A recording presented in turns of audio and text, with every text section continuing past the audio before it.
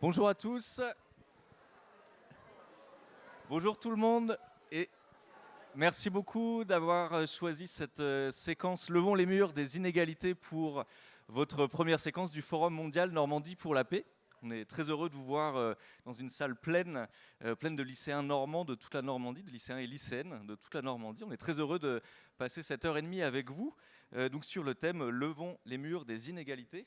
Pendant 1h30, on va être ensemble pour se questionner sur les situations d'inégalité dans le monde, en France, mais aussi autour de vous, et surtout de découvrir un peu les acteurs, les moyens d'action concrets aussi pour contribuer à réduire les inégalités sur ces différentes échelles.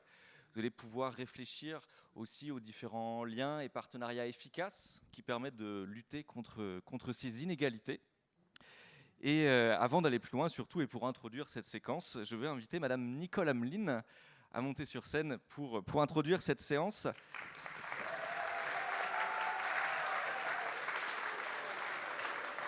Donc, présidente de l'Institut international des droits de l'homme et de la paix et membre du comité CIDO, Comité des Nations Unies pour l'élimination de la discrimination à l'égard des femmes.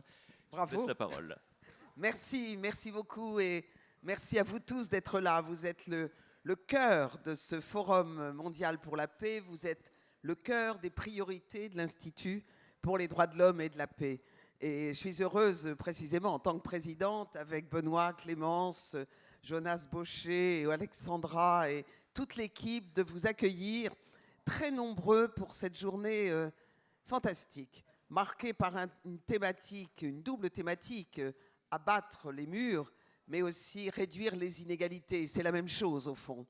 Moi, je voudrais simplement d'abord vous dire que la vie, ce sont des rencontres, et qu'aujourd'hui, vous allez faire 2 rencontres exceptionnelles. Nous avons 2 invités que j'admire particulièrement. Je vais commencer par Ahmed Galaï, qui est prix Nobel de la paix. Ce n'est pas tous les jours que l'on rencontre un prix Nobel de la paix. Il a obtenu ce titre parce qu'il a fait partie du quartet qui a géré la transition démocratique en Tunisie. Et je vous demande vraiment d'applaudir cet enseignant, un combattant des droits de l'homme.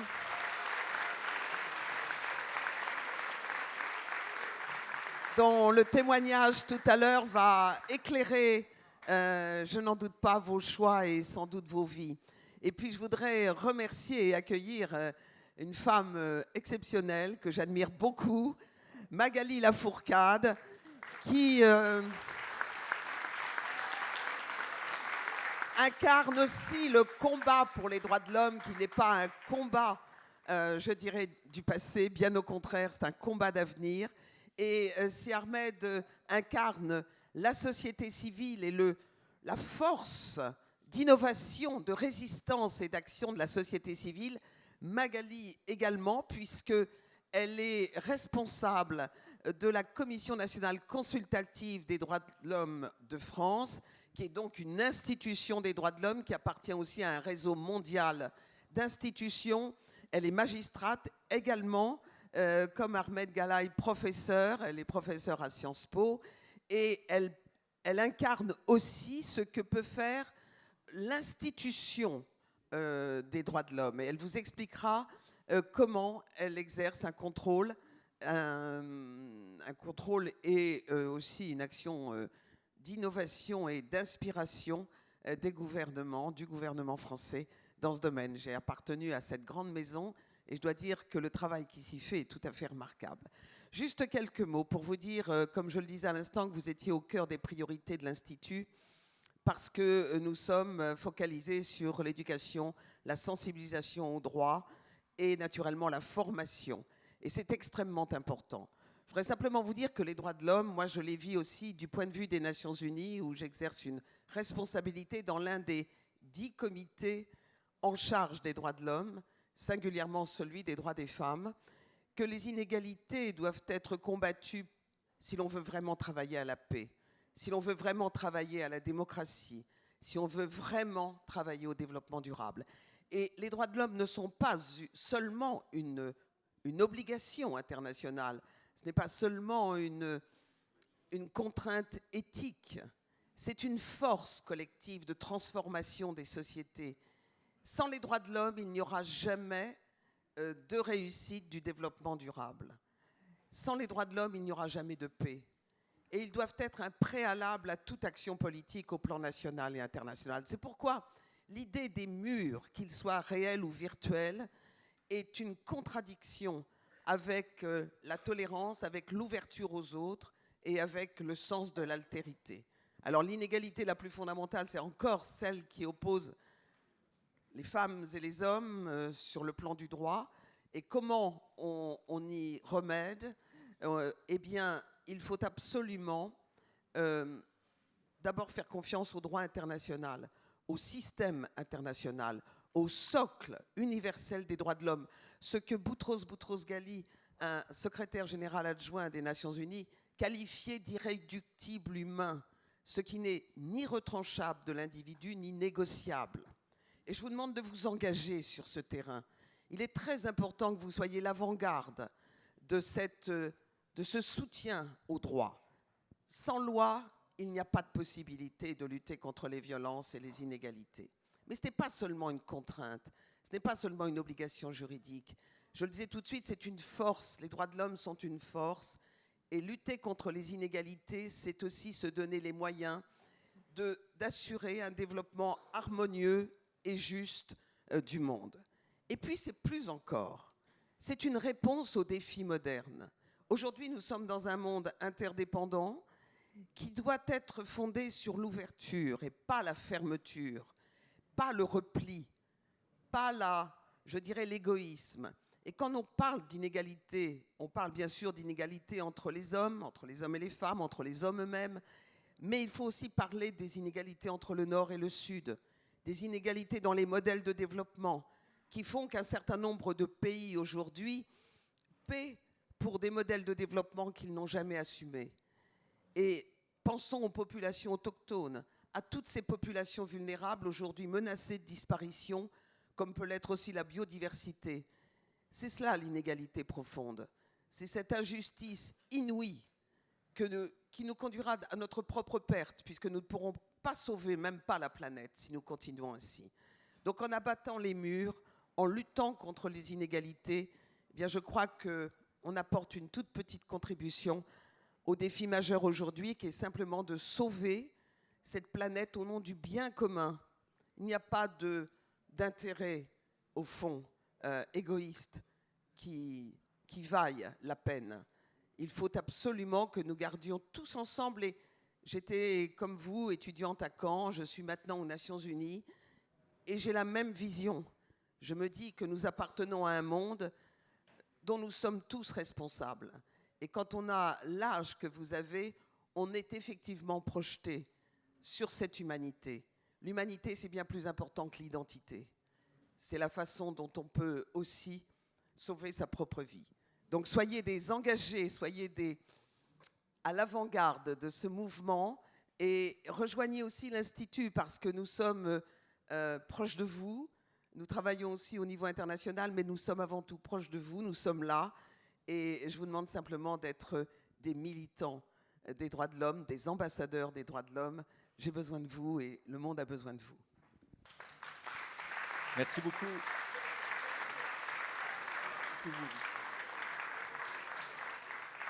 Merci beaucoup, Madame Ameline. Comme vous l'aurez compris, vous allez être tout au long de la séance invité à prendre en main vos droits et à vous engager aussi contre les inégalités dans le monde, mais aussi à votre échelle.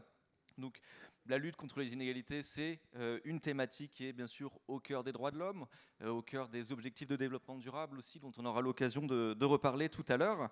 Et pour comprendre un peu les enjeux de ces objectifs à l'échelle internationale, à l'échelle nationale, à votre échelle aussi à vous en tant que lycéens et lycéennes, et surtout dégager des pistes concrètes pour contribuer à réduire ces inégalités, nous n'allons pas être seuls. Comme annoncé tout à l'heure, nous aurons la chance d'avoir M. Ahmed Galaï pour nous présenter un peu le point de vue international et l'exemple tunisien. Madame Magali Lafourcade pour la situation en France et la lutte contre les inégalités vraiment comme une priorité en France. Et enfin, que nous n'avons pas encore présenté pour l'instant, nous aurons la chance de recevoir aussi Sokona et Nina, qui sont deux élèves du lycée Marc Bloch à Val-de-Reuil, qui nous présenteront un peu leur témoignage, leur expérience sur un projet de sensibilisation contre le harcèlement et les discriminations sexistes qu'elles ont pu imaginer et mettre en place l'an dernier. Vous allez aussi voir sur les écrans pendant la séance des dessins de presse qui sont proposés par le réseau Cartooning for Peace et qui vont nous permettre aussi d'illustrer et mieux comprendre par l'image certains sujets qui vont être abordés sur la thématique des inégalités dans le monde et en France. Et enfin, pour aussi que vous puissiez participer, que vous soyez actifs pendant cette séance, nous allons vous proposer des activités interactives qui sont proposées par l'Institut international des droits de l'homme et de la paix, auxquelles vous allez pouvoir participer via votre téléphone portable. Et d'ailleurs, ça commence dès maintenant en guise d'introduction. Et je laisse la parole à Clémence. Merci Benoît. Et donc, pour pouvoir participer à ces activités interactives qu'on vous propose, vous voyez à l'écran afficher le code Wi-Fi dans la salle. Et une fois que vous êtes connecté, vous pouvez vous rendre sur l'application Mentimeter. Donc, pour ce faire, soit vous avez le QR code directement qui vous amène sur l'espace sur lequel on va travailler, où on va jouer. Ou alors, vous allez sur le site www.menti.com et vous serez invité à entrer le code qui s'affiche à l'écran 57 21 78 01. Et vous pouvez mettre en effet un petit cœur pour dire que vous êtes bien arrivé sur la plateforme.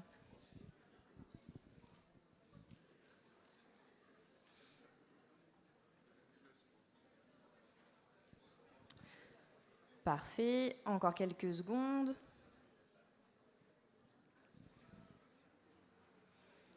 Léo me fait signe qu'il est bien connecté, donc je suis rassurée. C'est parti. Alors,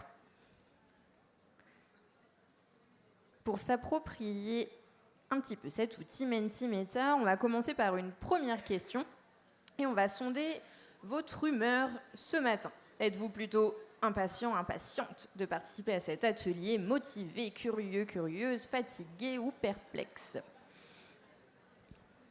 Bon, on sait qu'il y a des élèves qui viennent de loin, donc la fatigue est légitime, mais on va vous réveiller.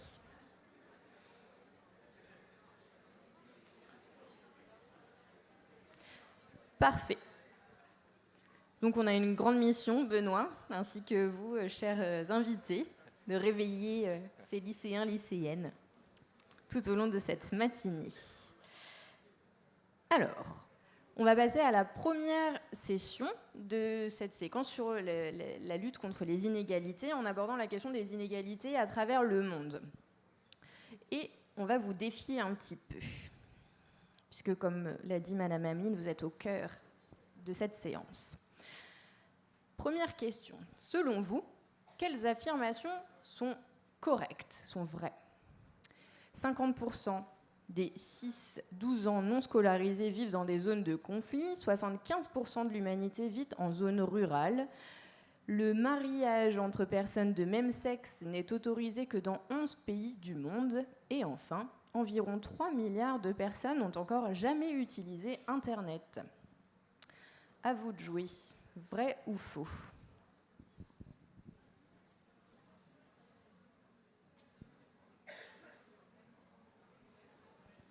Évidemment, cette application est anonyme. Il n'y a pas de note à la fin. Pas de stress. Alors, on va afficher les réponses. Donc, la première était vraie. 50% des enfants en âge de fréquenter l'école primaire qui ne sont pas scolarisés vivent en zone de conflit. La seconde était incorrecte. La moitié de l'humanité vit aujourd'hui dans des villes. Et ce chiffre devrait atteindre 5 milliards d'ici 2030. La troisième proposition, c'était faux. Il y a 32 pays qui autorisent le mariage homosexuel. Et enfin, la dernière était vraie. Environ 2,9 milliards de personnes n'ont jamais utilisé Internet dans leur vie. Question suivante. Vous allez avoir sur les prochains slides différents pictogrammes, ainsi que des situations qui questionnent. On va vous proposer pour chacune des situations, de choisir les pictogrammes qui vous paraissent les plus adaptés pour répondre à cette situation. Première situation. Près de 800 millions de personnes dans le monde vivent avec moins de 1,90 $ par jour, qui représente le seuil de pauvreté au niveau international. Qu'est-ce qui permet de mieux répondre à cette situation comme pictogramme? Pas de pauvreté, faim zéro, bonne santé, bien-être, travail décent et croissance économique, ou inégalité réduite. Vous pouvez en sélectionner plusieurs, hein.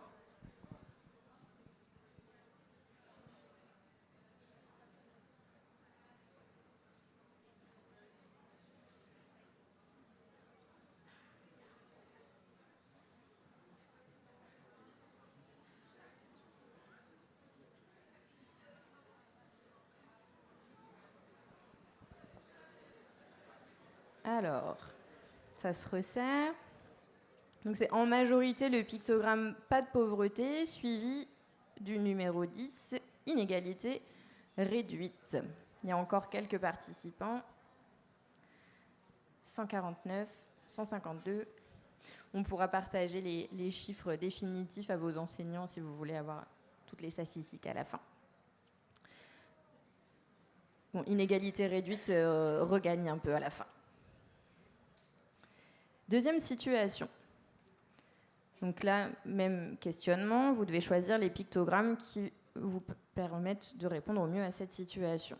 Seulement 52% des femmes en couple prennent leurs propres décisions concernant les rapports sexuels, l'utilisation de contraceptifs et soins de santé.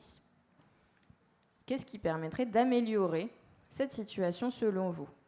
Le pictogramme bonne santé, bien-être, éducation de qualité, égalité entre les sexes, inégalité réduite ou P, justice, institution efficace.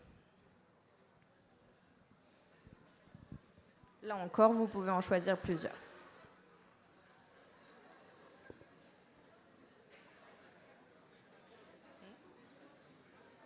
Comment ?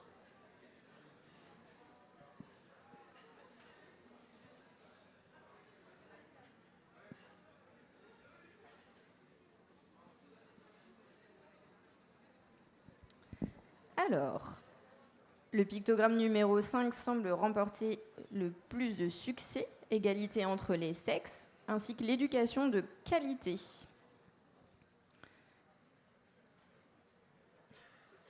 Alors, ces pictogrammes représentent les 17 objectifs de développement durable. Ces 17 objectifs ont été créés dans le cadre des Nations Unies, on l'a rapidement abordé tout à l'heure. Et l'objectif de ces 17 objectifs qui ont été créés en 2015, c'est de pouvoir créer la marche à suivre pour pouvoir avoir un monde plus durable, plus pacifique. Ça fixe les lignes directrices que nous tous, ainsi que les États, toutes les institutions doivent se fixer d'ici 2030 pour pouvoir vivre dans un monde plus durable, plus pacifique. Et donc ces 17 objectifs reposent sur 3 piliers: l'économie, le social et l'environnemental. Et on le reverra, hein, aujourd'hui on va beaucoup parler de l'objectif numéro 10 ainsi que du 5, donc inégalité réduite et égalité entre les sexes, bien que l'ensemble des 17 objectifs de développement durable des Nations Unies, qu'on appelle aussi ODD, aborde cette question de la lutte contre les inégalités.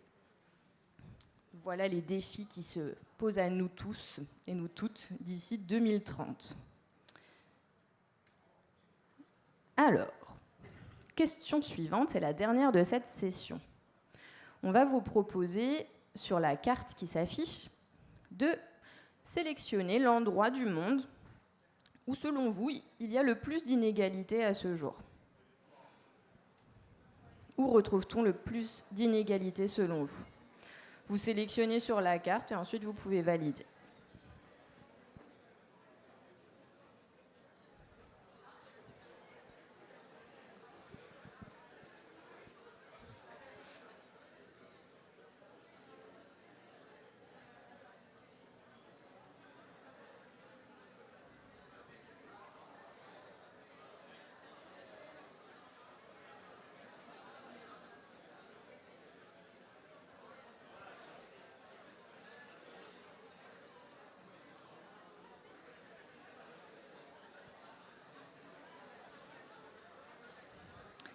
Très bien, merci. Donc il y a des zones géographiques qui se dessinent très nettement autour de l'Arabie Saoudite, de l'Afrique centrale, Nigeria, un petit peu aux États-Unis également. Mais c'est intéressant d'avoir votre avis sur votre perception des inégalités et où elles se trouvent dans le monde. Et justement, pour commenter cette question des inégalités à travers le monde, on va pouvoir accueillir notre premier grand témoin, Monsieur Ahmed Galaï. Merci beaucoup de nous rejoindre sur scène.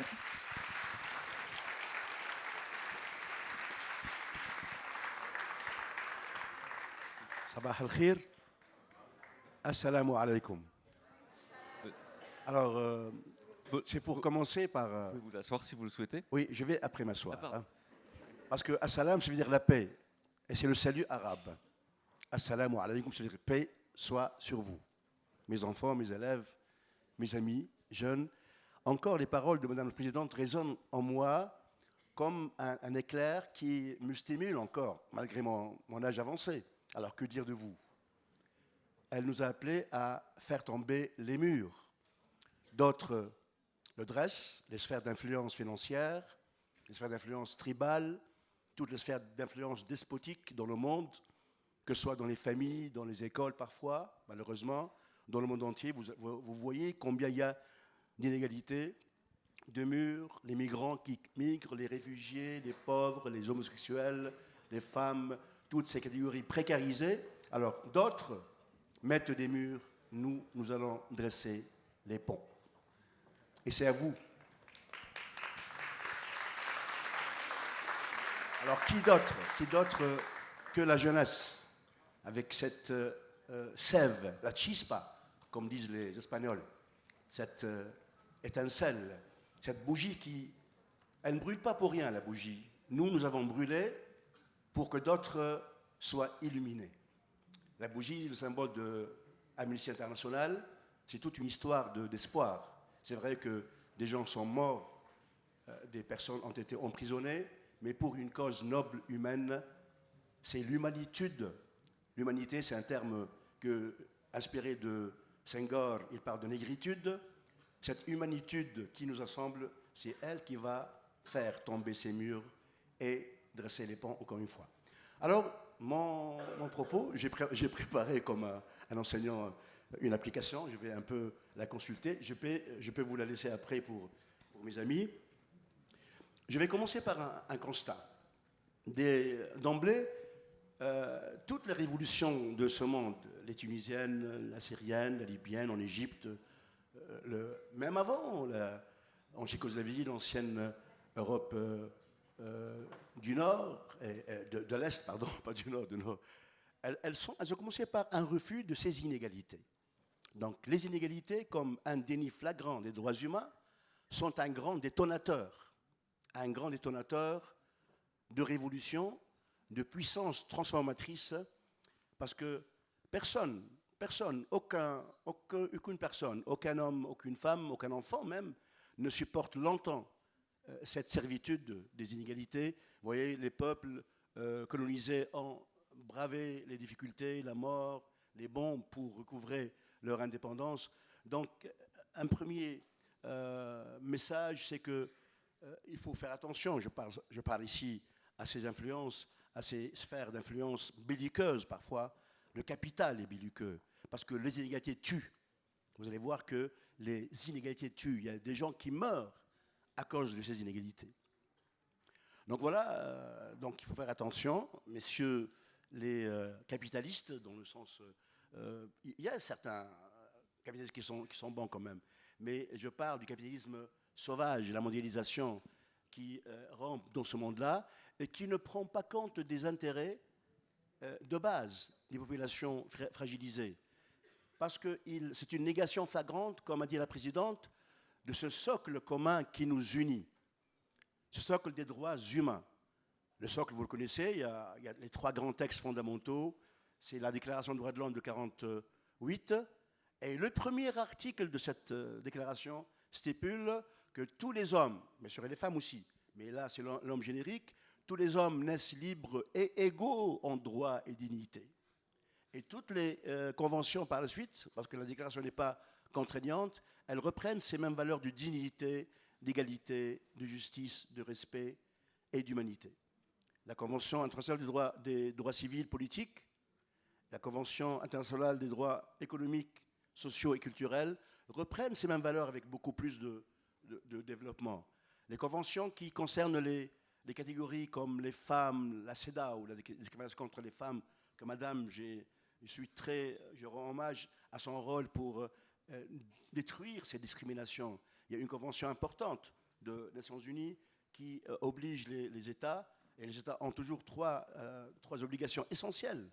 Je vais revenir après à leur rôle, à leur obligation de limiter, de réduire les inégalités. Elles doivent respecter les droits humains, elles doivent les protéger et les mettre en œuvre. Alors vous devez avoir ça dans la tête pour que vous poussiez avec des plaidoyers forts, avec un message fort, avec les aînés, avec vos parents, avec vos professeurs, pour que chaque adulte a l'État comme adulte, le professeur comme adulte, donc le patron comme adulte doit respecter nos droits, doit les protéger et doit les mettre en œuvre juridiquement et réellement. Donc voilà, c'est un déni flagrant des droits humains. Et bien sûr, je vous renvoie aussi à toutes ces conventions sur l'enfant, sur les personnes à handicap, sur les migrants, sur les réfugiés, alors qui reprennent un peu la Déclaration des droits de l'homme, et elles sont toutes truffées de ces inégalités qui font que l'humanité, maintenant, lorsqu'elle a posé ses socles après la guerre mondiale, a besoin de vivre en paix, finalement, mais elle n'est pas encore en paix, malheureusement. On peut voir pourquoi, et on peut aussi voir comment on s'en passe. Je fais juste une petite parenthèse, excusez-moi, pour vous rappeler aussi que vous pouvez poser vos questions et écrire via l'application sur laquelle vous êtes connecté. Posez vos questions à Ahmed Galaï et on en posera une ou plusieurs en fonction du temps qui nous reste à la fin de l'entretien. Donc, premier message important pour moi, c'est que les inégalités, comme violation des droits humains, est un grand détonateur de changement social, de révolution et de mouvements sociaux, ils prennent cette force-là. Dans le monde, je ne vais pas faire long parce que vous pouvez consulter les rapports des Nations Unies, de la PNUD, du PNUD, d'Oxfam, de toutes les organisations qui travaillent sur les droits humains. Mais je rappelle rapidement que les inégalités sont en recrudescence. Il y a une multiplication des inégalités. On s'attendait à ce que, après les guerres mortelles de ce siècle passé, on arriverait enfin à un monde beaucoup plus paisible et équitable, mais rien n'est faire. La malnutrition, les pénuries d'eau, les difficultés d'accès aux droits, à la santé, à l'éducation, touchent les plus précaires, touchent les plus fragilisés parmi les populations. Je parle ici des femmes rurales, des femmes en général. Je parle ici des personnes à handicap, les enfants sans soutien, les femmes qui n'ont pas de soutien, les réfugiés, toutes ces personnes-là qui passent à côté des projets parfois de développement. C'est pour ça que j'ai bien aimé que vous parliez, madame, et aussi Benoît, et aussi notre cher ami, du développement durable qui pose l'humain au centre de tout développement économique, qui a des dimensions aussi bien économiques, sociales et environnementales. Il y a aussi les inégalités entre les pays. On parlait avant, il y a un grand théoricien de l'économie, Pierre Gunder Frank, qui parlait du développement, du sous-développement. L'écart entre les pays se creuse. Il va de plus en plus, il est mortel pour certaines populations. Je vous rappelle qu'en 1967, lorsqu'il y avait la CNUSED, la Conférence des Nations Unies pour le développement économique, il y avait une promesse de donner, les pays riches donneraient aux pays pauvres 1% de leur PIB, leur produit intérieur brut. Mais on n'est jamais arrivé à ce stade-là. C'est pour ça qu'on a pensé en 2015 à poser les jalons de ces ODD pour qu'en 2030, on arriverait enfin à cette équité relative. Je prends un exemple douloureux qui me fait vraiment de la peine à moi lorsque je l'ai lu dans un rapport, je ne sais pas où, peut-être Oxfam ou bien. Alors, prenons deux enfants qui sont nés, qui ont 20 ans, qui sont nés en 2000. Ils ont maintenant 2000, 22 ans. L'un dans un pays développé, l'autre dans un pays sous-développé. Vous avez vu un peu les inégalités dans la carte. Je ne vais pas citer de nom pour ne pas stigmatiser certaines puissances. Le premier, donc celui qui est né dans un pays développé, a 50% de chances de faire des études supérieures, comme vous. L'autre qui a 20 ans, en même temps que son camarade qui a plus de chances, au même âge, risque de mourir avant cet âge-là. C'est douloureux comme exemple. Sachant que 17% de cette catégorie d'enfants qui sont nés dans un pays sous-développé meurent avant 20 ans. Ils meurent de beaucoup de causes, de guerre, de pauvreté, de faim, de beaucoup de violence aussi. Certains enfants sont incorporés dans les armées. Étant jeune au Yémen, il y a beaucoup d'enfants qui sont incorporés dans les soldats avant cet âge-là. Le développement est paradoxal, il y a des paradoxes indécents. Les 500 personnes les plus riches du monde ont un revenu combiné plus élevé que celui de 416 millions de personnes les plus pauvres. Regardez un peu, j'avais préparé des schémas, mais ils montrent plus cette indécence, pardonnez-moi le terme, cette indécence. C'est une indécence humaniste. Des millions de personnes touchent plus que quelques personnes. 600 millions de personnes, ça des chiffres officiels, hein, de rapports très véridiques et très fiables, vivent dans un état de pauvreté extrême. 600 millions de personnes dans ce monde-là. Ce sont des chiffres très récents. Hein. Et quelques 262 millions d'enfants sont déscolarisés. Ils ne vont pas à l'école. L'équilibre entre le Nord et le Sud aussi, n'en parlons pas, il va grandissant. À ces inégalités économiques et sociales se greffe tout ce qui s'ensuit des règlements climatiques. Le climat maintenant, les dérèglements, ils poussent des personnes à migrer. Maintenant, on parle de migration climatique actuellement. Les guerres aussi, et les guerres civiles dans le monde poussent des millions de personnes à migrer avec leurs enfants. Chez nous, on a aussi le phénomène de harraga. Le harraga, c'est-à-dire ceux qui brûlent littéralement. Ils brûlent leur vie, mais ils brûlent dans l'eau. Ils migrent sauvagement, migration sauvage, en prenant des embarcations de mort dans la Méditerranée, et ils meurent dans la Méditerranée. En 10 ans, il y a eu 20 000 morts en Méditerranée. Des jeunes comme vous, Allah, que Dieu vous préserve, bien sûr, meurent en Méditerranée. C'est une véritable guerre que livre l'Union européenne, entre guillemets, donc officielle, avec ses agences paramilitaires sur la Méditerranée, Parasur, il y a beaucoup d'agences militaires paramilitaires qui surveillent les frontières.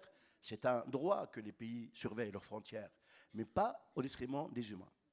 Donc 20 000, ce n'est pas moi qui dis ce terme, le mot guerre, c'est la FIDH, la Fédération des droits de l'homme internationale. C'est une véritable guerre que livrent certaines puissances, certaines sphères, je dis, en Europe et en Amérique aussi. En Amérique, ils tirent carrément sur les Mexicains, ou bien les Latino-Américains qui traversent le Rio Grande, passant du Mexique en Amérique. Il y a des milices, des patriotes, milices civiles, et on appelle les wetbacks, parce qu'ils ont le dos mouillé, ils traversent. Donc ça, ce sont des formes d'inégalité qui montrent que vraiment, il y a une urgence, il y a une indécence donc, qui nous pousse à agir, qui nous pousse à dire non déjà, et à être créatifs pour trouver des solutions ensemble, société civile, activistes, responsables politiques, entreprises dans tous les domaines, agricoles, portuaires et tout.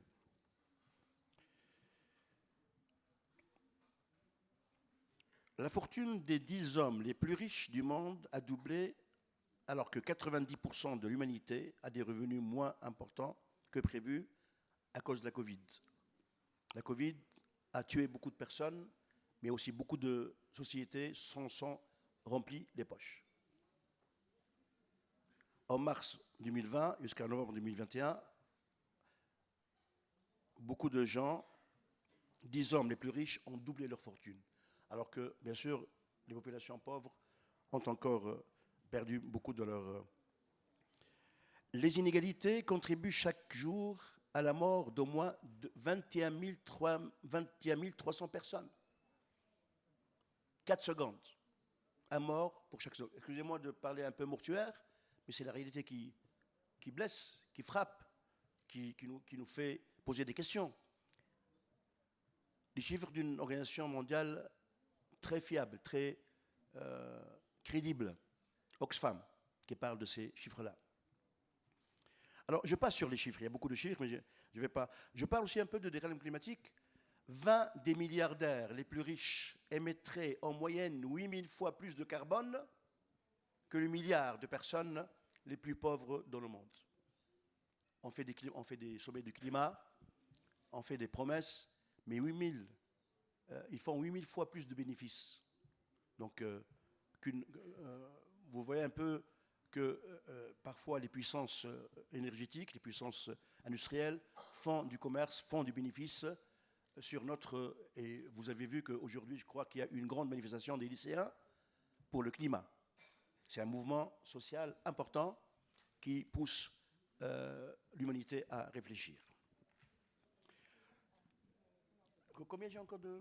Alors, je vais pas... Justement, ouais, en fait, merci beaucoup pour ces chiffres très éclairants et ces exemples au niveau international. Et compte tenu de votre expertise et du coup du temps qui passe, on aimerait également que vous puissiez apporter votre témoignage sur la Tunisie et l'engagement de la jeunesse dans votre pays. Et notamment, c'est pour ça qu'on a projeté ici, là, sur l'écran, un dessin de Willis. Willy, voilà, le chat. Pour pouvoir entendre votre témoignage autour de l'engagement de la jeunesse tunisienne pour réduire les inégalités. Très bien.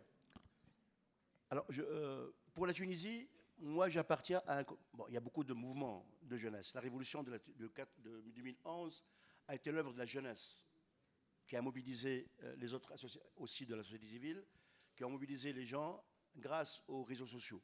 Mais pas seulement la jeunesse, bien sûr, hein. Mais la jeunesse a été très, très active. Elle était un peu écartée après, ce qui explique maintenant le marasme révolutionnaire en Tunisie. Mais elle était l'œuvre de ces jeunes comme vous qui ont bravé le despotisme, qui sont descendus dans les rues, demandant la dignité et la liberté et l'égalité. Moi, je n'aime pas donner à la révolution tunisienne le terme de la révolution du printemps arabe, ou bien le jasma. C'est une belle appellation, peut-être de tour opérateur, de tourisme, mais le mot que j'aimerais, avec mes camarades, donner à la révolution tunisienne et aussi dans les mondes arabes, qui s'est réveillé en Égypte, en Libye, au Yémen, en Syrie. Malheureusement, il y a beaucoup de déboires, mais c'est quand même ce sursaut-là qui s'est éveillé. On aime l'appeler la révolution de la dignité, de la liberté et de l'égalité. Alors, ces jeunes-là, ils sont à l'œuvre. Moi, je les ai vus à l'œuvre et je les ai accompagnés, et pas seulement moi, je les ai aussi formés. On les forme pour les compétences sociales et civiles, citoyennes. Par exemple, pendant le Covid, ils ont été là pour aider les plus précarisés, les femmes dans la campagne, les personnes pauvres, les personnes qui ne peuvent pas se déplacer, pour leur apporter les aliments, pour apporter tout ce qui est nécessaire et très, très simple. Alors, moi, j'appartiens à un collectif de 90 associations qui s'appelle Soyons actifs, actives. Il y a 50 associations tunisiennes et 30 associations françaises, et qui est pilotée par Solidarité laïque, que je préside en Tunisie, les actions méditerranéennes, qui touchent aussi le Maroc, l'Algérie et bientôt le Liban. Et la Libye aussi, lorsque il y aura...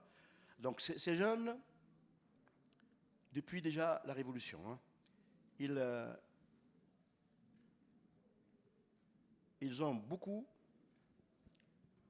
travaillé comme bénévoles pour venir à l'aide dans toute la Tunisie, du nord au sud, à ces populations qui souffrent des inégalités. Ils ont fait des formations, de formateurs. Eux-mêmes sont devenus formateurs sur les thématiques qui touchent à du forum.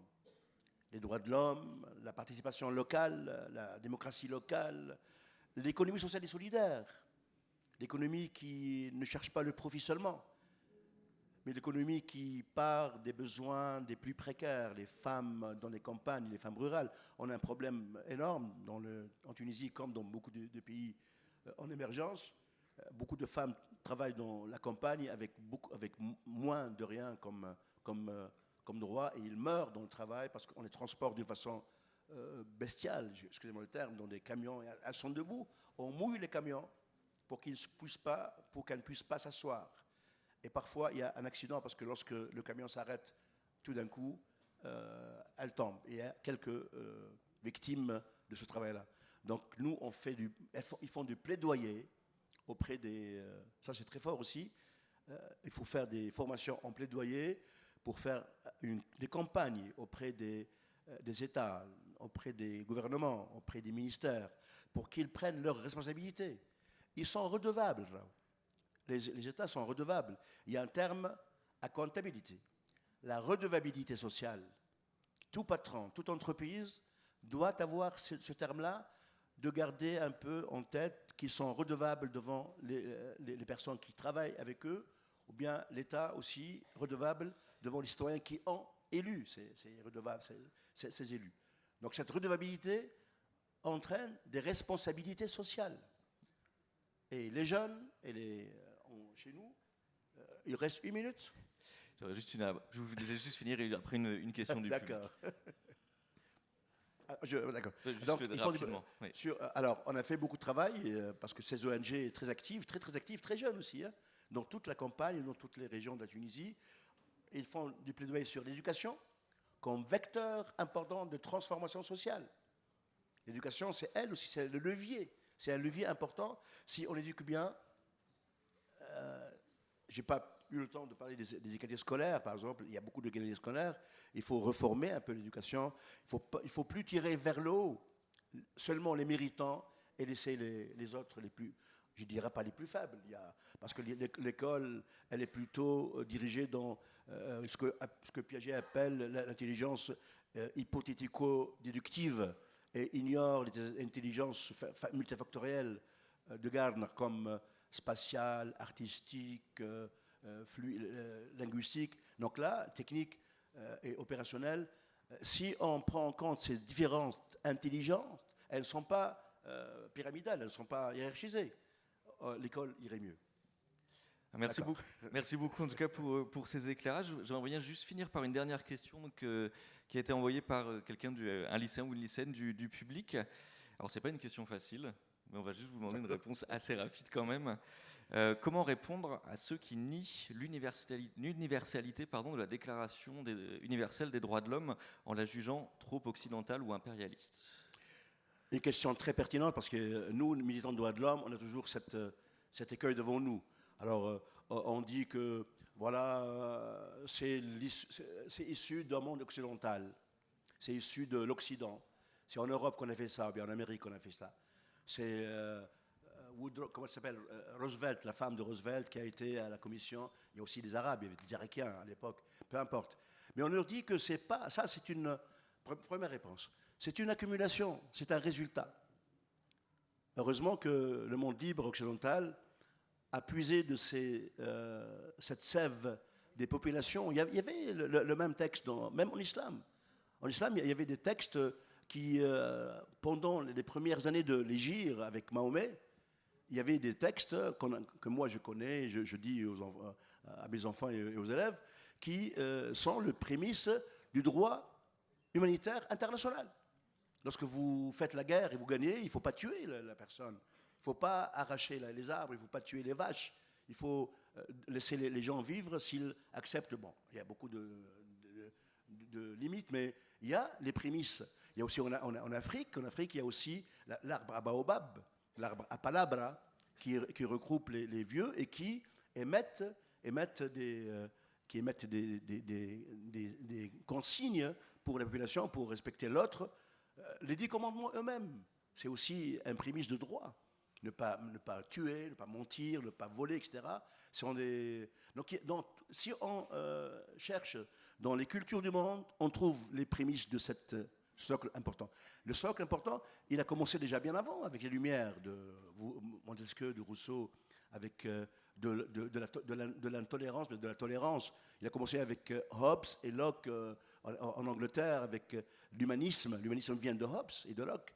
Ça veut dire comment l'être humain, dès qu'il est humain, il faut séparer un peu l'humain du religieux. C'est pour ça que la laïcité est une valeur importante. Ce n'est pas l'athéisme, mais c'est donner à chacun le droit de croire ou de ne pas croire. C'est un socle important des droits de l'homme.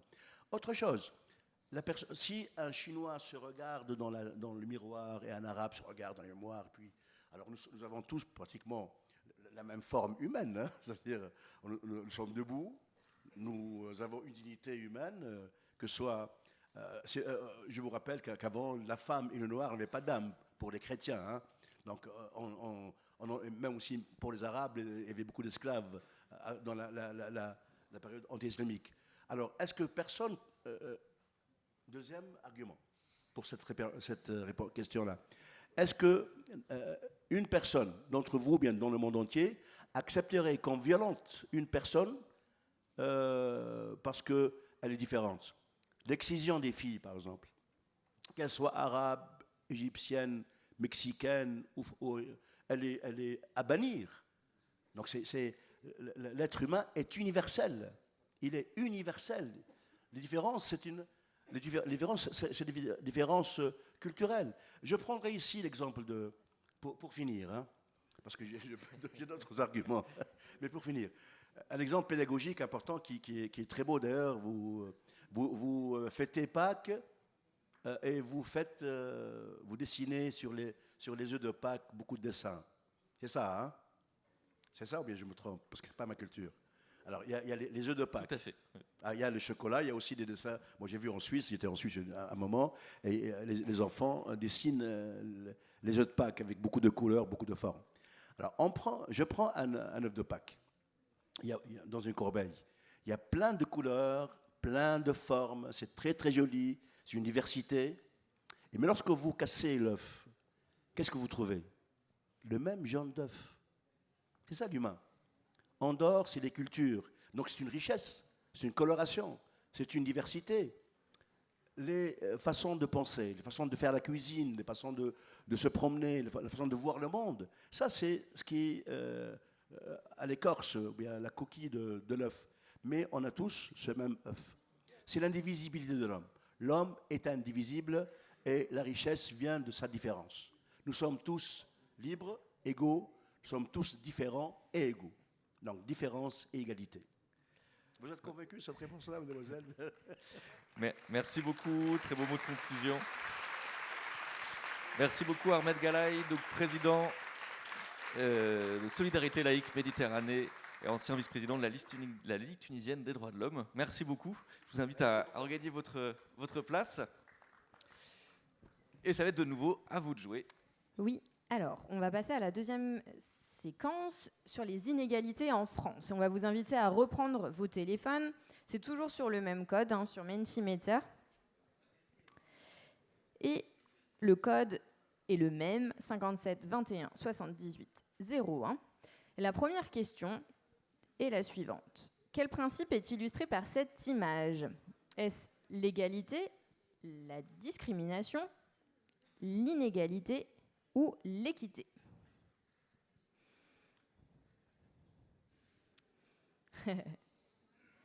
Une grande majorité pour l'équité, avec tous ces petits points. Parfait.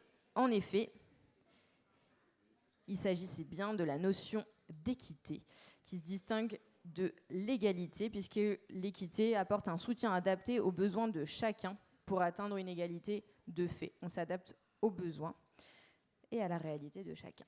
Félicitations. Deuxième question. À votre avis, quels critères de discrimination sont interdits par la loi française parmi les suivants?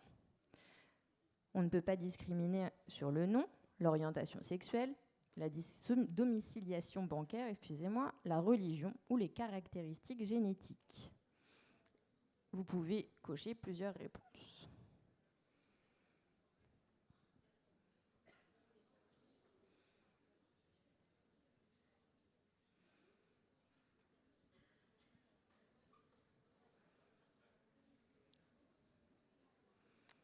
Ok, donc plutôt unanime sur le fait qu'il est interdit de discriminer autour de l'orientation sexuelle et de la religion. Beaucoup plus nuancé sur la domiciliation bancaire et le nom. Eh bien, tous ces critères étaient bien des critères sur lesquels on ne peut pas discriminer une personne en France. Il y a 25 critères de discrimination prévus par la loi, donc on ne peut pas traiter différemment des individus juste parce qu'il y a un de ces critères. Et ça s'applique dans différents domaines qui sont également prévus par la loi, comme l'emploi, l'éducation, l'accès aux biens et services, ainsi que le logement. Voilà, il y en a de très nombreux, certains sont plus connus que d'autres, et la domiciliation bancaire fait partie des derniers ajoutés. Il y en aura peut-être d'autres à venir. Prochaine consigne, on vous invite à observer ce dessin de presse. Et vous allez être invité à réagir sur le fait de savoir si ce dessin, selon vous, reflète la situation en France. Vous avez un feu rouge pour non, orange pas tout à fait, ou vert. Oui, cette situation reflète.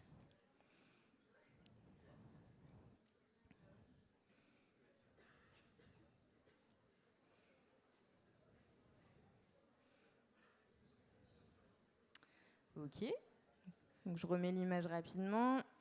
Majoritairement, non. Cette image ne reflète pas la situation en France. Les jeunes préfèrent toujours la PS.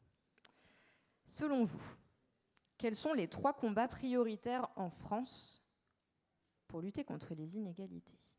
Est-ce l'accès à l'éducation, l'accès à la culture et aux loisirs, l'égalité femmes-hommes, le handicap et la qualité de vie, justice équitable, la lutte contre la précarité, les droits des minorités ou l'accès aux soins? Vous pouvez donc en choisir 3.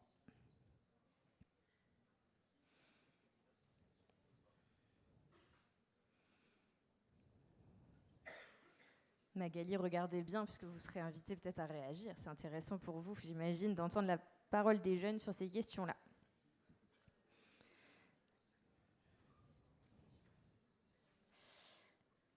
Donc vous êtes 125 à avoir répondu, 130, quelques secondes. Donc les combats qui semblent prioritaires pour vous en France, afin de lutter contre les inégalités, semblent être l'accès à l'éducation et l'engagement pour une meilleure égalité entre les femmes et les hommes. Et en 3e position, l'accès aux soins. Merci beaucoup. Et justement, nous avons le plaisir d'avoir une experte de la situation française, Madame Magali Lafourcade. Je vous invite à nous rejoindre sur scène.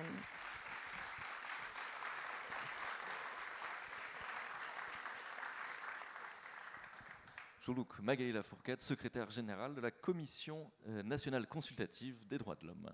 Bonjour, merci beaucoup pour votre invitation. Avant peut-être d'entrer dans le cœur du sujet, peut-être comme le présentait Clémence, peut-être que vous avez une réaction par rapport au combat prioritaire, en tout cas des lycéens dans le public aujourd'hui. Donc l'accès à l'éducation, l'égalité femmes-hommes et l'accès aux soins qui ressortent le plus parmi ces 8 exemples. Et on pourrait imaginer encore d'autres exemples, bien sûr. Eh bien, je vois que nous sommes face à une jeunesse qui a une forte conscience politique et qui a bien compris où sont les enjeux. Donc, félicitations, vous êtes vraiment dans le vrai, dans le juste, dans le dur. Et je pense que à travers ça, on va pouvoir parler des combats que vous pouvez mener.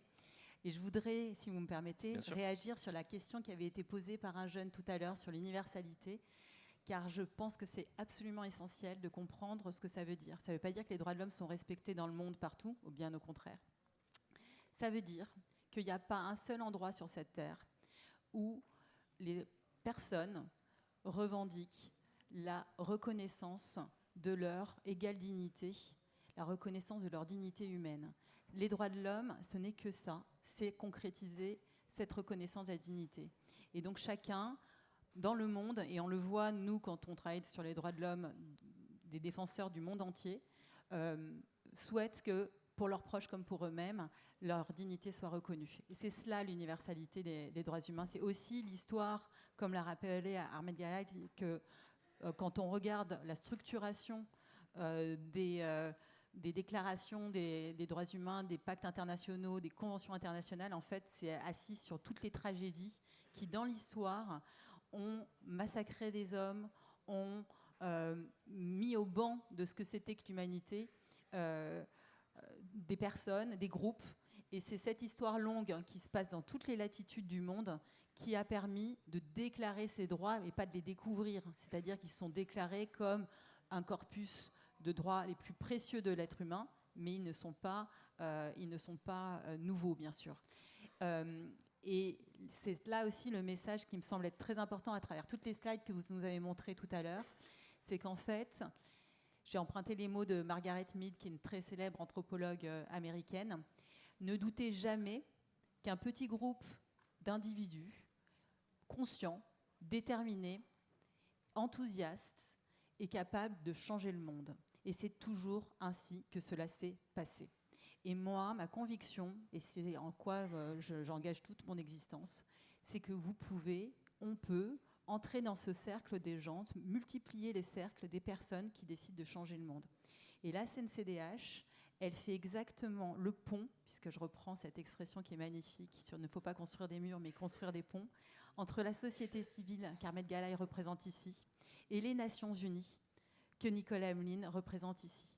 On fait ce pont-là en étant une institution qui, avec des gens de bonne volonté dont vous pouvez faire partie, peut amener des changements profonds dans la société. Alors nous, on travaille sur la France, mais on se sert toujours de la société civile, des groupes de personnes et des mécanismes internationaux de contrôle des Nations Unies. Et vous tous ici, si vous engagez à être ces personnes conscientes, enthousiastes, motivées et déterminées, vous pouvez vraiment changer le monde. C'est possible. C'est pas trop grand. Et c'est ce message extrêmement important qu'il faut porter parce qu'on voit que la jeunesse est dans un réenchantement de l'engagement, alors pas partisan, mais un engagement politique au sens noble, et que vous avez une voix qui est extrêmement importante et vous pouvez la rendre audible. Et les institutions comme la nôtre sont là pour la rendre, pour l'amplifier. Parce qu'il y a un statut dans le monde qui est défendu par les Nations Unies, qui est le statut des défenseurs des droits de l'environnement, mais enfin, défenseurs des droits humains. Et les jeunes, même mineurs, peuvent être des défenseurs par leur action. On a tous un devoir de défendre les articles de la Déclaration universelle, et vous pouvez le faire à chacun des moments de votre existence. Et justement, ma première question, c'était aussi sur la CNCDH, donc Commission nationale consultative des droits de l'homme. À quoi sert-elle ?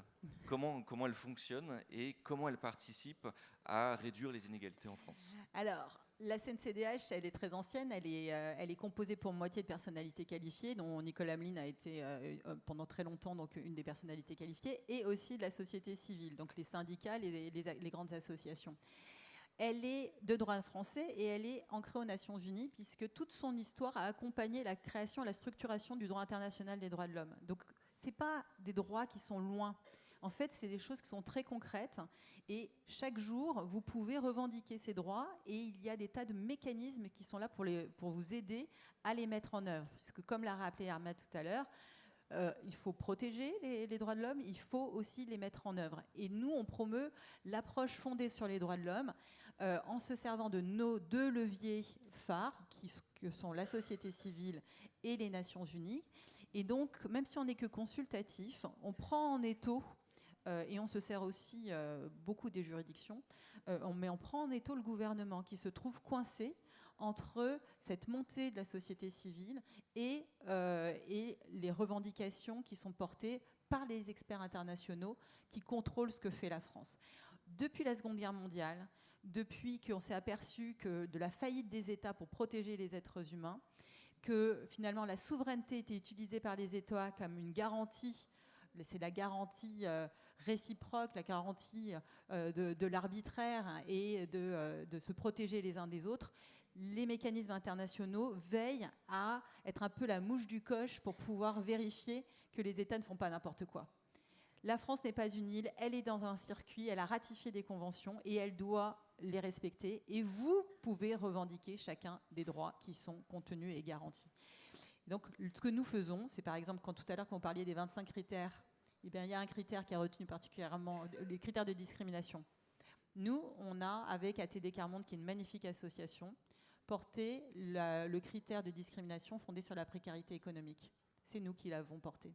Nous avons, il n'y a pas très longtemps, très peu de temps, entre la société civile sur le handicap et les Nations Unies, l'examen périodique universel, obtenu qu'on ne puisse plus retirer le droit de vote à une personne au motif qu'elle est handicapée. L'État français faisait une discrimination directe. Voilà. Ben maintenant, c'est plus possible. Donc, ça, c'est très concret. Voilà ce que nous faisons. Nous avons aussi œuvré pour qu'il y ait des droits nouveaux, parce que quand on parle des inégalités, il y a déjà accéder aux droits.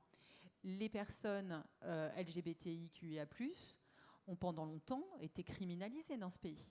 Peut-être que vous ne le savez pas, mais c'est très récent. La société civile, elle est encore très peu structurée, parce que pendant longtemps, c'était des associations qui étaient interdites, puisque l'homosexualité était pénalisée.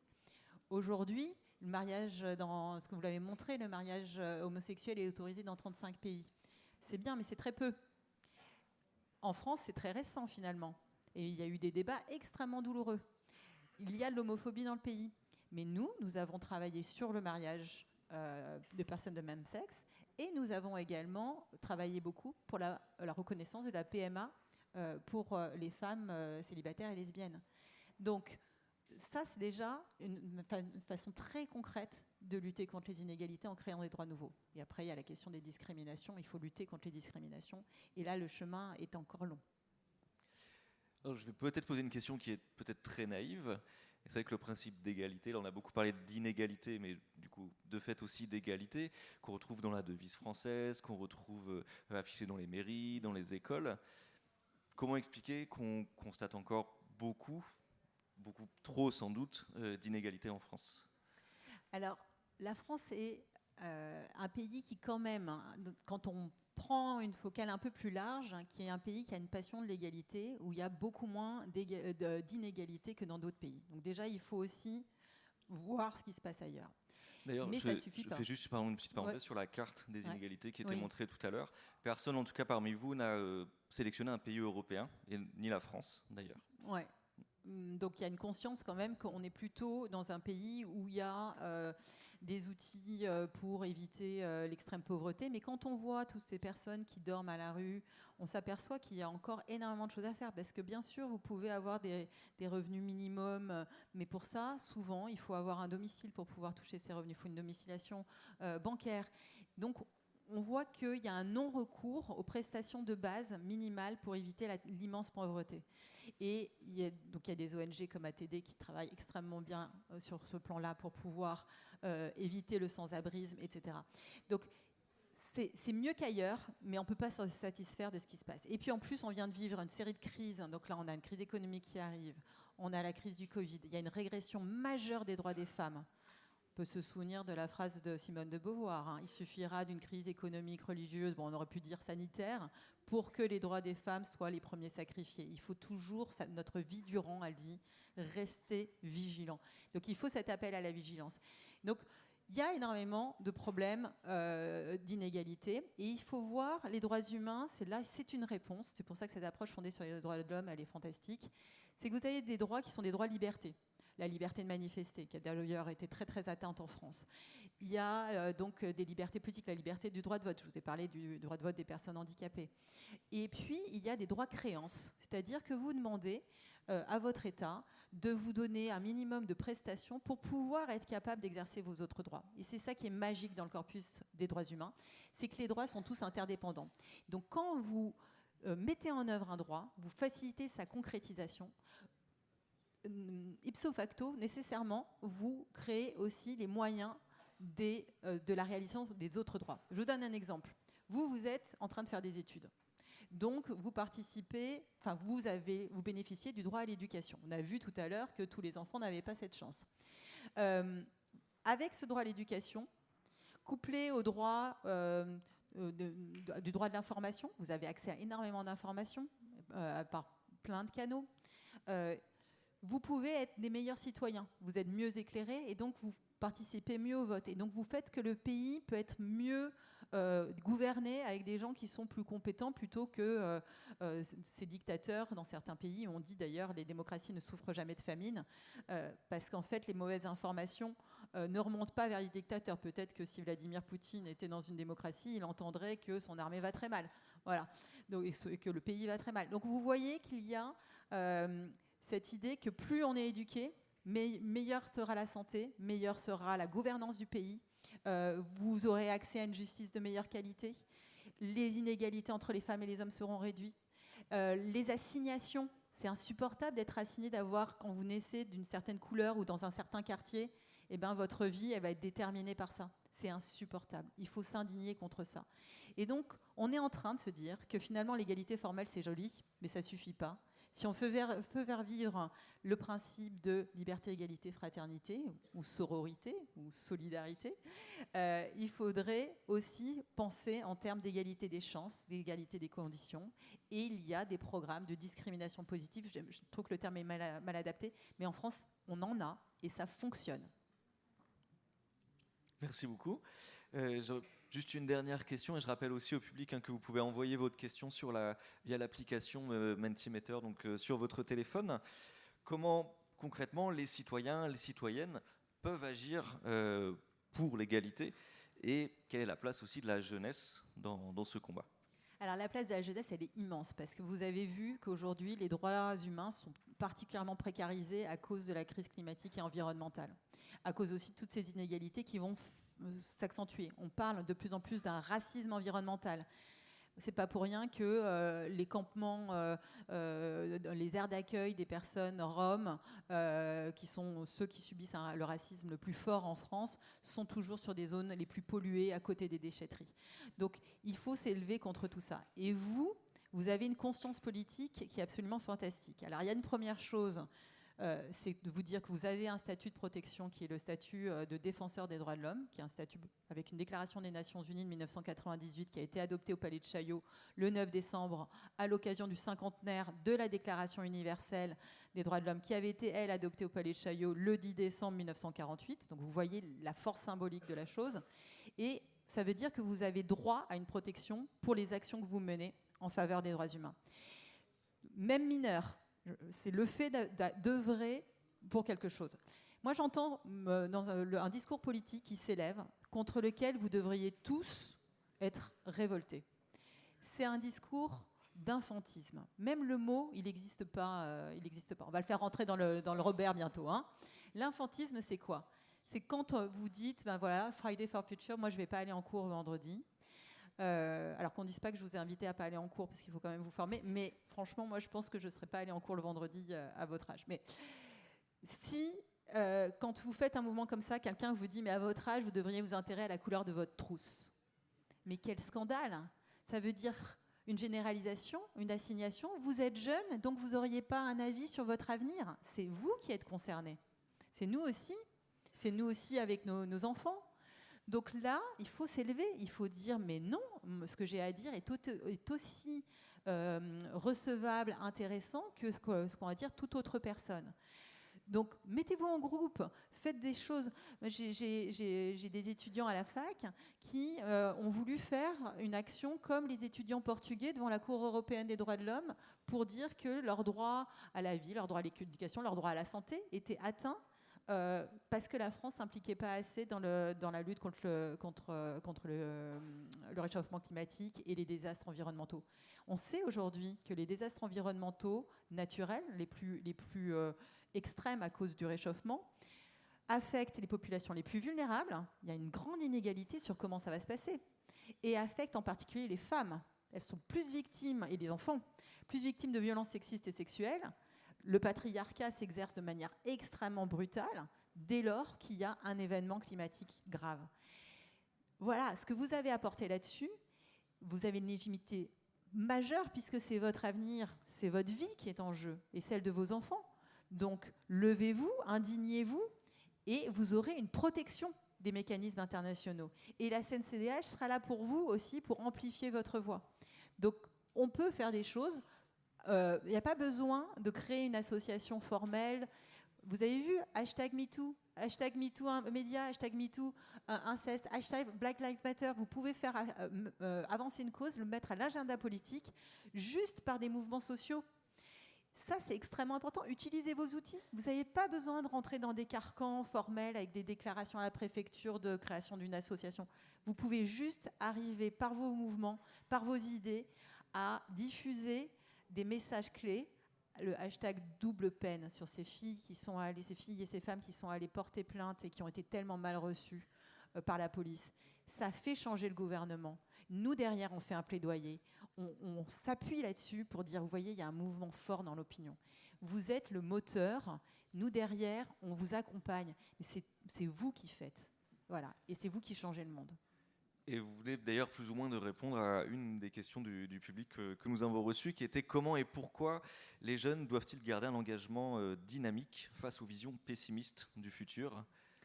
Parce qu'on peut être très très optimiste dans l'action quand on est très pessimiste dans le diagnostic. Moi, je suis très éco-anxieuse. Je pense que beaucoup d'entre vous aussi, ça m'angoisse, ça me réveille la nuit. Et la seule solution que je vois à ça, c'est de me mettre avec d'autres et de faire des tribus autour d'un objectif et de me lancer dans de multiples causes. Là où je suis à la CNCDH, c'est très facile de voir avancer parce qu'on a vraiment un track record, si vous me permettez l'expression, énorme de succès de plaidoyer. On est sur du temps moyen ou du temps long, on y arrive vraiment toujours. Mais là, on est en train de faire monter la reconnaissance du droit à un environnement sain et sa consécration aux Nations Unies. Ça a été reconnu récemment par le Conseil d'État. Donc ça, c'est une victoire. On a travaillé, par exemple, sur le délit de solidarité en 2018. On a fait un avis très court qui est très très beau sur le délit de solidarité et le harcèlement par les magistrats, par mes collègues, de certains militants qui essayent d'aider les gens qui font juste preuve d'humanité et d'hospitalité. On a fait une action au Conseil constitutionnel. Le Conseil constitutionnel nous a suivis. C'est pour vous dire qu'on peut très rapidement, en quelques mois, se mobiliser très fortement. Il y a une fenêtre d'opportunité et là, on peut changer les choses. Donc, face à l'angoisse, c'est se mettre en petits groupes ou en grands groupes, faire des cercles plus ou moins concentriques sur des valeurs et dessiner des actions. Les idées, elles foisonnent et il faut toutes les prendre. Et puis si ça ne marche pas, so what ? C'est pas grave. Il n'y a pas d'échec, il n'y a que des feedbacks, il n'y a que des réponses, des retours d'expérience. Mais la prochaine fois, vous serez plus efficace. Donc lancez-vous, faites des choses. Si vous avez besoin de guidance, on est là pour vous. Vous pouvez m'écrire. C'est avec grand plaisir que je répondrai à tous vos messages. J'ai une équipe formidable et on pourra vous dire comment vous mobiliser. Il y a bientôt l'examen de la France par le Comité des droits de l'enfant, où vous avez toute votre place. Vous pouvez demander à être entendu à Genève, en visio directement. Les Nations Unies entendent les jeunes directement. Vous pouvez porter vos messages, parler de votre éco-anxiété et des solutions qui vous paraissent essentielles. Ça marche, c'est ça que je dois vous dire, c'est que ça fonctionne. Merci beaucoup, Magali Lafourcade, donc Merci. secrétaire générale de la Merci à vous. CNCDH. Merci pour ces encouragements aussi qui ont bien été entendus par les lycéens aujourd'hui. Et justement, on va vous solliciter une dernière fois. Oui, c'est le message porté par Magali Lafourcade est une transition parfaite avec le dernier temps de cette séquence sur l'engagement de la jeunesse normande contre les inégalités. Et juste avant d'accueillir nos expertes de la jeunesse normande, Sokona et Nina, qui ont d'ailleurs rencontré Magali Lafourcade, car elles ont été chaleureusement accueillies en juin dernier au sein de cette institution, on va revenir sur Menti pour quelques petites questions. Vous êtes maintenant des experts de cet outil. Et la première question est la suivante. Selon vous, quel est le pourcentage des 15-24 ans au sein de la population française ?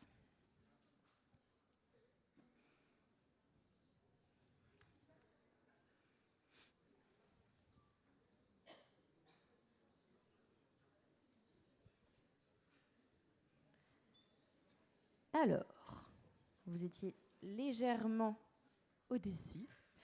Il y a en effet 12%. Voilà, les 15-24 ans représentent 12% de la population française.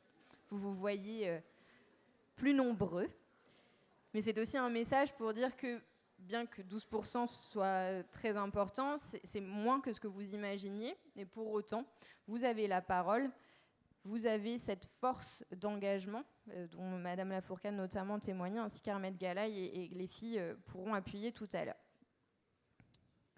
Et justement, vous, dans la salle, qui avez dans cette tranche d'âge, entre 15 et 24 ans, avez-vous l'impression que votre génération est suffisamment prise en compte, entendue par les décideurs?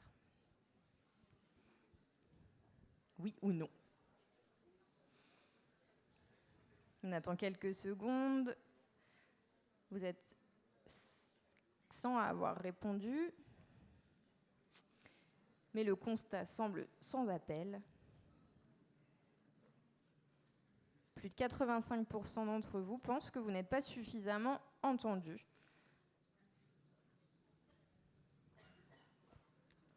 Là encore, vous pourrez ajouter des petits messages sur le Mentimeter. Et justement, vous, en tant que jeune, puisque là, on vous entend, quels moyens vous semblent les plus efficaces et réalisables pour lutter contre les inégalités à votre échelle? Est-ce que c'est s'engager dans une association, demander de l'aide ou des conseils à des organismes spécialisés, s'engager sur les réseaux, participer aux élections politiques, intervenir soi-même face à une situation d'inégalité, manifester, alerter les autorités compétentes, hop, ça bouge en même temps, demander de l'aide, ça je l'ai dit, ou mettre en place des espaces d'expression et de témoignage, ou organiser une collecte de dons.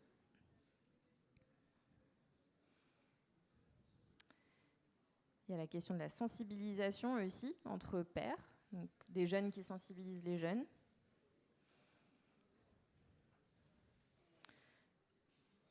Vous semblez jusqu'à présent faire beaucoup appel aux réseaux sociaux comme moyen d'action efficace et réalisable pour lutter contre les inégalités. La manifestation, ça rejoint les propos de Magali Lafourcade, ainsi que la sensibilisation des jeunes par les jeunes. Merci beaucoup. Et tous les moyens sont efficaces et accessibles, hein, évidemment. Une dernière question. On souhaiterait recueillir votre avis parce que des lycéens de Normandie, comme vous, ont l'année dernière préparé et porté des recommandations sur la thématique de l'éducation de qualité et notamment la question de la réduction des inégalités dans le domaine de l'éducation. Ils ont formulé plusieurs recommandations à l'attention de la région Normandie qu'on vous présente ici. Donc la première, c'est approfondir l'apprentissage des droits dans les établissements scolaires de Normandie et d'ailleurs par des professionnels. Ensuite, il préconise ces lycéens du personnel plus présent et à l'écoute au sein des établissements scolaires sur les questions de santé mentale et notamment sur la question du harcèlement. D'organiser des groupes de parole animés par des élèves pour favoriser les échanges, l'écoute et la bienveillance entre élèves, faire des campagnes de découverte des métiers dits masculins et féminins pour casser les stéréotypes de genre ou encore avoir des correspondants de différentes cultures et faire découvrir à l'aide d'instituts, d'associations, etc. Donc tout ça, ce sont les mots de lycéens normands qui ont participé au programme ECHO qu'on va présenter tout à l'heure. Et donc là, le résultat de ce sondage-là, nous, on va le porter aussi auprès de la région Normandie parce que toutes ces recommandations vont être présentées prochainement dans le cadre des rencontres normandes du développement durable et où des élèves, là aussi, pourront porter la parole de leurs camarades et demander des engagements à la région Normandie. Donc celle qui retient le plus votre attention, c'est, et ça ne m'étonne pas, parce que c'est une recommandation qui a été largement portée, c'est d'avoir du personnel plus présent et à l'écoute au sein des établissements scolaires, sur tout ce qui est question de santé mentale et notamment du harcèlement. Cette problématique revient très souvent et on ne manquera pas de la porter. Il est l'heure à présent d'accueillir deux femmes engagées, deux Normandes, qui ont participé à un programme pédagogique l'année dernière. Vous pouvez venir, les filles, Sokona et Nina.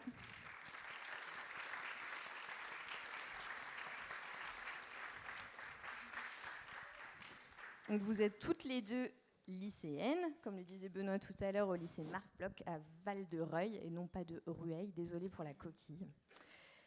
Et vous avez toutes les deux participé à un programme pédagogique qui s'appelle le programme ECHO, qui est un programme de la région Normandie, qui est porté par l'Institut international des droits de l'homme et de la paix avec le soutien des autorités académiques. Et ECHO, l'objectif chaque année, c'est d'aborder les objectifs de développement durable avec les enseignants, les lycéens et apprentis et quelques collégiens à travers toute la Normandie, à travers des temps de sensibilisation, des temps de formation des enseignants comme des élèves, pour porter la parole des jeunes, que les jeunes puissent s'exprimer et être entendus sur les enjeux du développement durable avec une thématique spécifique chaque année. L'année dernière, c'était l'éducation de qualité. Cette année, ce sera l'objectif 10 sur la réduction des inégalités. Et donc, Sokona et Nina, vous avez participé à ce projet. Il y a la possibilité pour les élèves de s'engager dans la formulation de recommandations, comme vous l'avez vu à l'instant avec les paroles de vos camarades de l'année dernière, ou encore de créer des projets de classe à l'aide d'élèves facilitatrices formées et engagées. Et vous en êtes un exemple parfait, les filles. Et justement, on va vous laisser la parole, parce que vous allez présenter bien mieux que moi vos projets avec vos mots, de présenter en quelques mots votre projet de classe que vous avez créé l'année dernière dans le cadre du programme ECHO, et que vous avez eu l'occasion de porter aussi auprès de la CNCDH l'année dernière. Qui se lance ? Vas-y, Nina. Du coup, le projet consistait en une partie à la sensibilisation des élèves de seconde. Et c'était aussi pour eux un rappel au niveau des bases sur les stéréotypes, les inégalités et les préjugés qu'on peut avoir dans la vie de tous les jours. Et du coup, pour pouvoir mener à bien ce projet, on a eu l'intervention de l'Institut international des droits de l'homme et de la paix, qui sont venus nous soutenir et nous ont aussi inspirés pour faire des débats mouvants, parce qu'on voulait que ce soit tout d'abord ludique pour les élèves de seconde, qu'ils puissent prendre plaisir, que ce soit d'abord un moment de partage avec eux. Et c'est ce qu'on a fait. On a fait des interventions auprès des élèves de seconde. Et on a également fait des sondages pour avoir des retours, et ils ont énormément adoré. Et notre priorité, c'était d'essayer de changer les stéréotypes, puisqu'ils n'ont pas lieu d'être dans la société, et aussi d'avoir un impact à long terme. Du coup, on reprend de sitôt les interventions auprès des secondes en novembre. Alors, vous êtes ici aussi pour témoigner un peu de votre expérience sur une forme d'engagement et la mise en place de projets, notamment dans ce contexte, dans cette thématique en tout cas des inégalités à réduire. Déjà, ce qui nous intéresse, c'est aussi comment vous avez imaginé ce projet, dans quel état d'esprit vous étiez quand il a fallu commencer à travailler dessus. C'était d'abord un projet qu'on a fait avec toute la classe. Donc, c'est des heures de brainstorming pour trouver les sujets dont on va parler pendant les débats. Du coup, on a surtout retrouvé le code vestimentaire, le harcèlement de rue, le harcèlement sexuel. Il y avait quoi ? Le harcèlement dans les transports. Le harcèlement sur les réseaux sociaux lié au body shaming, c'était ça. Mais on a énormément hésité, puisqu'on voulait d'abord savoir ce qui nous dérangeait au sein du lycée, ce qui posait problème qu'il ne devait pas y avoir. Du coup, on a énormément hésité au début niveau harcèlement scolaire, et ensuite on est parti sur le harcèlement sexuel, puisque c'est quelque chose qui pose problème dans la société, et qui est énormément tabou, puisqu'on n'en parle pas, et les jeunes ne sont tellement pas au courant des agressions dont elles sont victimes, enfin ils ou elles sont victimes, et du coup elles le normalisent, les gens le normalisent parce qu'ils pensent que c'est normal, et ça fait partie des côtés négatifs de la société en quelque sorte.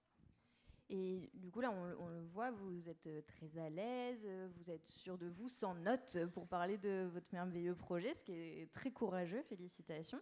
Et pour rebondir aussi sur les propos des adultes qui sont venus avant, aujourd'hui, vous êtes très à l'aise, mais comment vous vous sentiez à l'époque quand on vous a dit que vous allez devoir créer un projet sur l'éducation, sur la réduction des inégalités ? Je pense qu'au début, il y avait quand même beaucoup d'incertitudes parce que c'était assez flou, on ne savait pas trop la forme que le projet allait prendre. Mais je pense que quand on a su qu'on était finaliste, il y a eu vraiment énormément de motivation parce qu'on avait envie d'aller au bout de ce projet. On voulait que ça ait vraiment d'impact dans notre lycée, et on espérait aussi qu'il y ait d'autres messages et que d'autres personnes prennent en compte du coup notre projet. Est-ce que la mise en place, la conception, l'imagination, la mise en place de ce projet-là, aussi eu, j'imagine, un impact peut-être personnel sur votre propre engagement aussi. Il y a peut-être eu un avant et un après. On voit par exemple là, les photos qui défilent de vous aux défenseurs des droits ou à la Commission nationale consultative des droits de l'homme. Est-ce que vous voulez témoigner de tout ça, de ce que ce projet a impacté Personnellement, pour moi, c'était énorme. C'était un truc de fou. J'ai grave adoré la récompense qu'on a eue. Enfin, c'est quelque chose d'unique. Il y a tellement peu de personnes qui ont ce genre d'occasion, de vivre ça, tout simplement. Au début, j'étais un peu réticente, j'avais super peur, mais les découvertes que j'ai faites, les gens que j'ai rencontrés, c'était incroyable. Et je trouve ça vraiment triste, puisque je me rends compte qu'il y a énormément de choses mises en place, du coup, par les institutions, pour nous aider, pour nous soutenir. On a énormément de moyens d'agir, justement, pour défendre des causes, mais on n'est même pas au courant. Et du coup, quand j'ai vu, je me suis dit, waouh, mais en fait, c'est beaucoup plus que ça. À chaque fois, on ne se sent pas écouté, on a l'impression qu'on ne peut rien faire, on ne peut pas agir. On parle juste entre nous, on se dit, OK, on est bloqué, il n'y a pas de solution. Mais il y en a, et faut trouver faut les découvrir, quoi. Et je trouve ça triste quand même que, c'est un avantage pour moi, puisque je les ai découvertes quand même, je suis contente, je le sais maintenant et je peux informer les gens. En revanche, je sais qu'il y a d'autres personnes qui n'auront jamais la même opportunité que moi et qui le sauront peut-être jamais. Oui, je crois ne pas te trahir en disant que tu as même dit à Magali Lafourcade que plus tard tu voulais prendre sa place. Et on te le souhaite, et ce serait super pour la France. Mais du coup, là, il y a un vrai travail de la part des institutions pour se faire connaître par les jeunes. Ça, c'est un message fort que vous adressez. Vas-y, continue, voilà. Oui, et pourquoi, là c'était donc un projet aussi à petite échelle. C'est vrai qu'on a commencé la séance en parlant des inégalités à l'échelle internationale. Là, on est vraiment à votre échelle. Pourquoi, selon vous, c'est aussi important de se battre à petite échelle, et en quoi, à votre avis, ça peut aussi avoir peut-être un impact à plus grande échelle? Je pense que déjà, on a plus d'influence sur... comme là, c'est de la sensibilisation d'élève à élève. Je pense qu'il y a moins ce côté du professeur avec son autorité vis-à-vis de l'élève. Et donc, je pense que... et d'ailleurs, ça a été les résultats, mais il y a énormément de filles qui se sont rendues compte des situations, de ce qu'elles subissaient. Et ça commence par là, du coup, par la sensibilisation entre élèves. Et je pense que oui, voilà, c'est par les discussions, par le débat que se fait l'évolution des mentalités. Et, non, tu voulais ajouter quelque chose peut-être? Et comment vous envisagez maintenant la suite? Est-ce qu'il y aura une suite ou peut-être d'autres projets? Alors peut-être avant d'être à la CNCDH, peut-être d'autres étapes avant? Du coup, je suis énormément intéressée par le domaine de Magali Lafourcade. C'était inspirant, wow, c'était vraiment magnifique. Et du coup, j'ai des motivations, j'ai beaucoup plus d'idées pour mes orientations futures. Et je sais que maintenant, je peux faire un service civique auprès de l'institution. Du coup, voilà. Voilà, c'est bon, on a recruté une service civique pour l'année prochaine.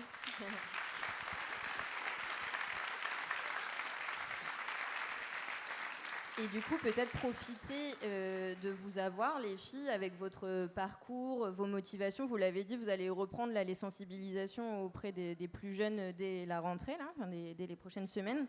Est-ce que vous voulez, en guise de dernier mot, adresser un message à vos camarades là, qui sont ici? Qu'est-ce que vous voulez leur dire pour favoriser leur engagement à vos côtés pour réduire les inégalités en Normandie? Du coup, je pense que c'est s'impliquer dans des projets comme ça qui permettent, parce que personnellement aussi, ça a été de découvrir en faisant nos recherches sur l'organisation du projet, sur les informations, ça a été aussi de grandir personnellement, d'apprendre énormément de choses. Et du coup, c'est en s'appliquant dans des projets comme ça qu'on peut en apprendre plus et s'impliquer. Et toujours rechercher plus, puisqu'on n'est jamais seul. Il y a toujours des choses autour de nous pour nous aider et toujours faire de son mieux, même si on a l'impression qu'il n'y a pas de solution. Rien qu'au sein de l'établissement, vouloir faire une petite association, un petit comité ou organiser des petits débats, c'est déjà un bon début et c'est un grand pas. Voilà.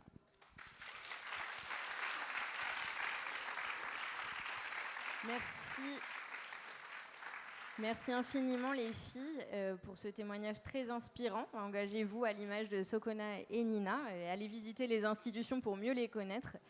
Merci beaucoup les filles. Et juste en guise de conclusion, Madame Ameline, si vous souhaitez dire un dernier mot à la jeunesse, juste un petit mot. Il ne peut pas y avoir de plus belle conclusion que ce qu'ont dit Nina et Sokona, c'est-à-dire que vous n'êtes pas seuls. L'Institut est à vos côtés et je pense que nous allons approfondir l'interaction entre la jeunesse normande et l'Institut pour que vous ayez une sorte de partenaire quotidien à vos côtés.